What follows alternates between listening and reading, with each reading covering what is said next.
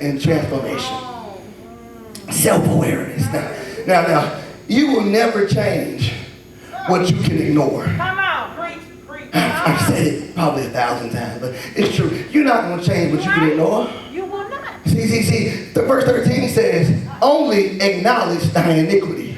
He said, look, before I can get you to repent and to get better, I need you to acknowledge where you went wrong. You see, as humans, we have the ability to do two things. We have the ability to focus on things and to ignore things. We're good at that, aren't we? Have you ever had a child that kept bothering you? You know, like, and then you get good at ignoring them after a while, don't you? Y'all said child once, I done had mine since March. After a while, you get selective hearing. Daddy. And we get the point we can just ignore that. Like, you know what, I know you don't want nothing, I'm going to ignore that. Because guess what, they do the same thing with us. Didn't I tell you to take out the garbage a long time ago? I didn't hear you, Daddy. We have the ability to do that, don't we, as humans? And so the problem with that is what makes us powerful or negligent. You see, we empower what we focus on. Whatever you're thinking about right now in your life, that's what you're empowering. Whatever you're focused on right now, that's what you're empowering. But we can also become negligent in the areas that we choose to ignore. We can become negligent. Now, as long as we don't acknowledge that we need work in certain areas, we will never change it. As long as you ignore issues in your spirit, y'all better hear me, issues in your health, y'all don't want to hear that one either, but issues in your finances, and your family, and your behavior, you will not change them. What you can ignore, you will never change. And this is what God is saying. He said, how good have you gotten at ignoring things that you need to pay attention to?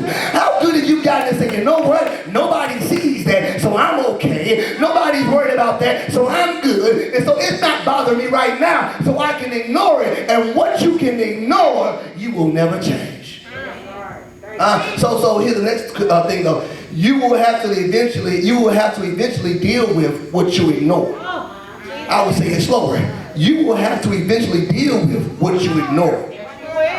Now, this concept has been in my spirit for 6 months. God has been getting on me with this one, man. He's been getting on me. He said, you know what? Whatever you ignore, you're going to deal with it after a while. And so guess what happens? So I'm realizing that if I ignore it, it will come back at the most inopportune time and force me to deal with it. Can I be real? It's going to come back when you least expect it. At the worst time possible. What you've been ignoring in your life, it's going to come back and it's going to present itself to you. This is called manifestation. And manifestation happens when what was ignored presents itself.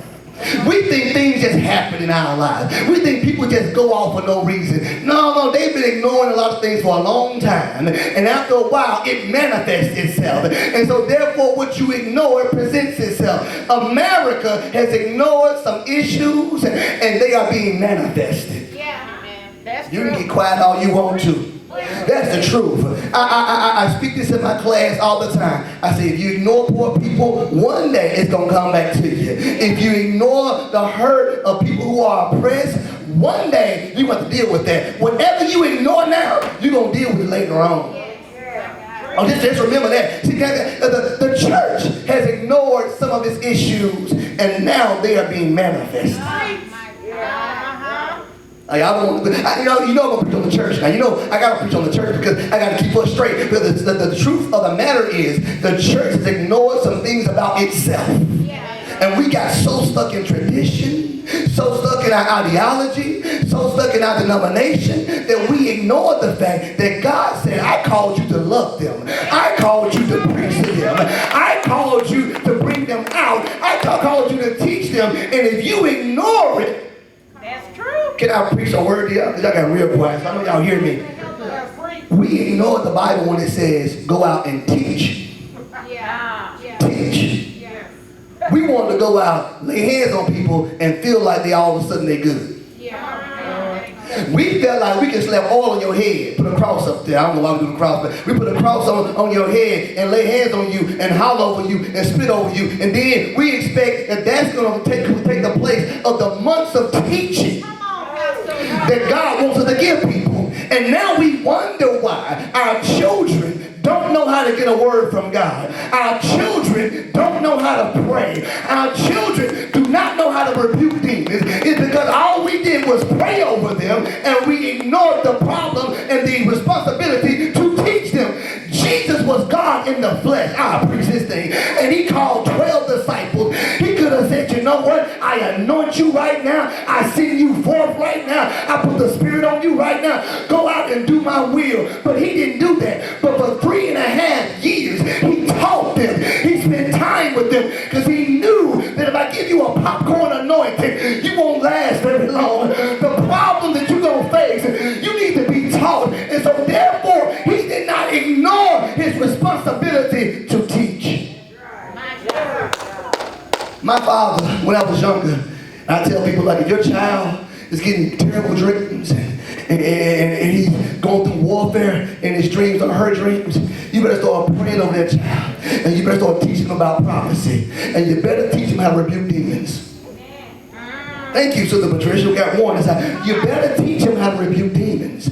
Because what we don't want to do, when they come to our room and they run and they knock on our door, Daddy, Mama, I had a bad dream. I had a bad dream. And what we do, we just tell them, it's going to be all right, baby. It's going to be all right. No.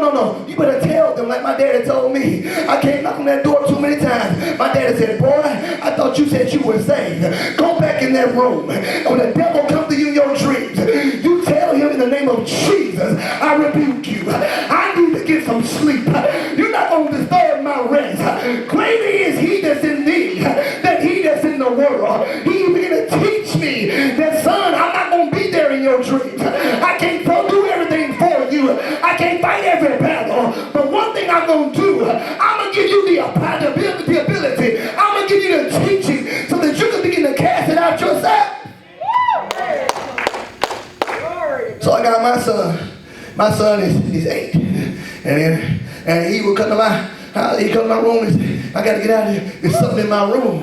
There's something in my room, Daddy. I said, you know what, son? We bought everything in this house. Y'all better get me. I paid for everything in this house. I believe wherever my feet shall trod will be my territory. So you tell whatever's in your room that in the name of Jesus, you got to behave.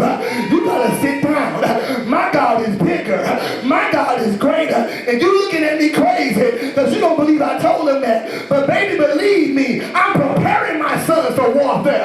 I'm trying to prepare my people for warfare. Because what we ignore, we're going to deal with one day. I'm preparing my people, my sons for warfare. So hear this. If we continue to ignore the issues in ourselves, the issues in us are going to be manifested. That's when you have so-called saved, sanctified, Holy Ghost filled, and fire baptized people that will act all out the character of Christ. Where all that come from? Well, where did that anger in you come from? Where did all those words come from? You know what? They began to ignore things and it manifested themselves. They went about their life and put up this nice facade in front of people, but ignored that there was going on inside of their spirit. And one day, what they ignored, it manifested and embarrassed them. And so therefore we can ignore things because we are scattered when we hear the voice of God, but do not obey it. He says, and has scattered thy ways to the strangers under every green tree, and ye have not obeyed my voice, saith the Lord. It is not impressive to me if people hear the voice of God. Y'all heard me say this before. I am not impressed because you hear God's voice. God speaks to everybody.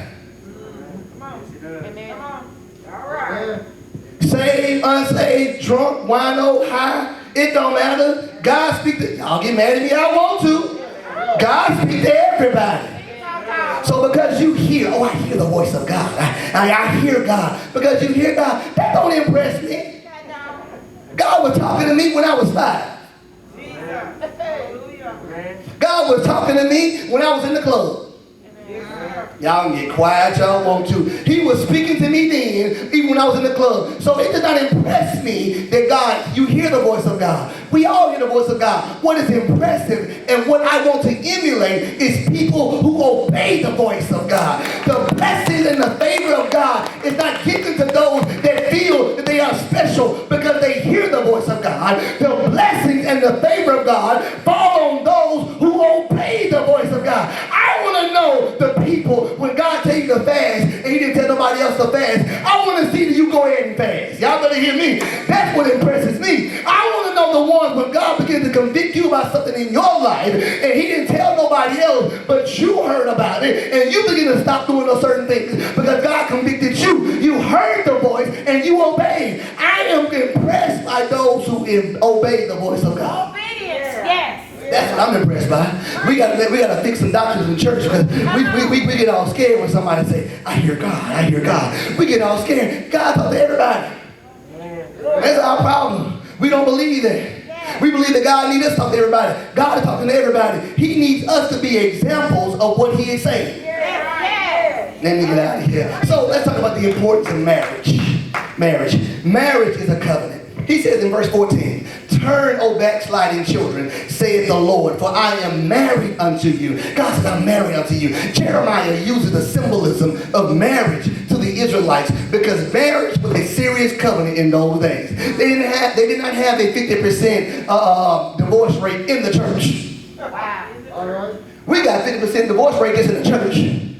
Marriage was important to these people. See, marriage was a covenant that would protect both parties. It was not to be entered into lightly and could not be broken for frivolous reasons. There was no irreconcilable differences clause to get out of marriage at that time.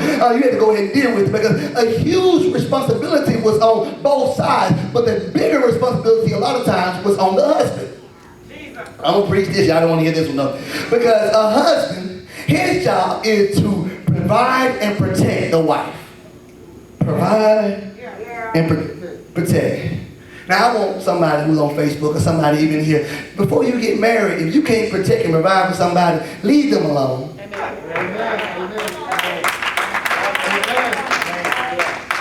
I don't want to get that one.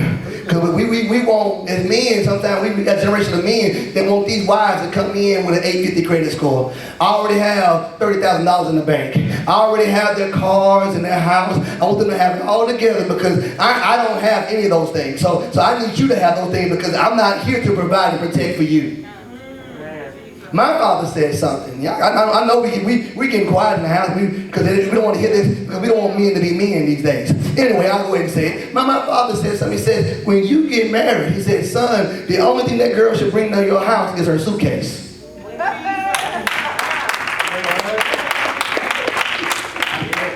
Oh, I know they mad at me now. Because we raised these boys to believe these women should take care of them. We raised our sons because we just been spoiling them. We raised them to believe that a woman should take care of them. But the truth of the matter is a man's job is to provide and protect. So here we go. He had to provide and protect for the wife. He could not divorce his wife for petty reasons. He had a responsibility to her. And God is saying that he takes on the role of the husband. I'm going somewhere with this. And so he has a responsibility to provide for and to protect us. We must forsake all others and give ourselves only to him. That is our part of the covenant. Our part of the covenant is only to say, I'm going to forsake all others and give myself only to you. But when we break our part of the covenant, hear this. This is the truth. When we break our part of the covenant, it releases him from his side of the covenant. Oh, covenant is a contract, isn't it?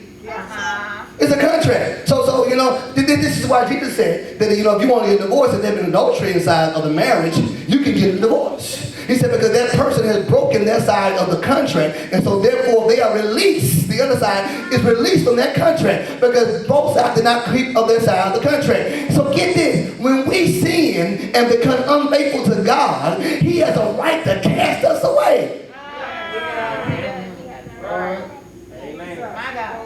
Am I wrong? He has a legal right to say, you know what? You have broken your side of the contract. You have broken your side of the covenant. He has the right to cast us away. But he also, I love this part right here, he has the option to keep us. He is not required to throw us away. He has the option to keep us or to cast us away. And thank God he exercised the option and said, I want to keep you. I know that you've been unfaithful to me. I know that you have not done what you should have been doing. He said, but at the same time, I got the option. I have the legal right to turn away from you, to cast you away. But I said, you know what? Because I'm merciful. And because you repented and because you came back to me, I got the option to keep you. So he is only taking those that want to return. Come on. I learned this. That he said, I'm only taking those that want to return. And he says, and I will take you one of a city. Hear what I'm saying? And two of a family, and I will bring you to Zion. He said, I'm going to take you one of a city. I'll take you two of a family. Well, what does he mean? What does it mean?